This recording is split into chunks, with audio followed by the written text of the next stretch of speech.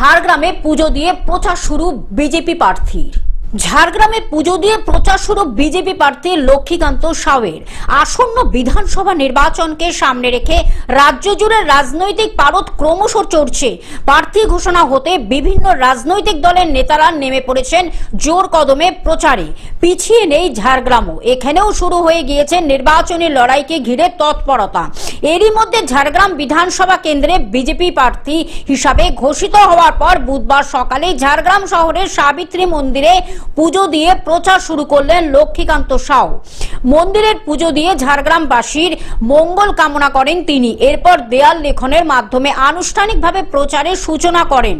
দলের তরফে জানা গেছে এদিনই লালগড় এলাকায় গৃহ সংযোগ কর্মসূচিতে অংশ নেওয়ার কথা রয়েছে তার।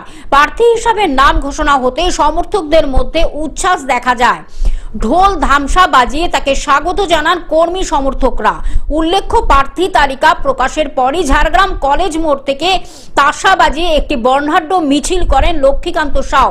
সেই মিছিলে অংশ নিয়ে তিনি জনসংযোগের পাশাপাশি দলীয় নেতৃত্বদের সঙ্গে মত বিনিময় করেন। নির্বাচন যত এগিয়ে আসছে ততই জমে উঠছে ঝাড়গ্রাম জেলার রাজনৈতিক লড়াই। সকালে মায়ের মন্দিরে পুজো দিয়ে মায়ের আশীর্বাদ নিয়ে ঝাড়গ্রামবাসীর কল্যাণ কামনার জন্য আমরা বেরিয়ে পড়েছি। জনগণের কাছে যাচ্ছি আমরা। এখন দেওয়াল লিখন হবে, তারপর আমরা গৃহ সম্পর্কে বেরোচ্ছি।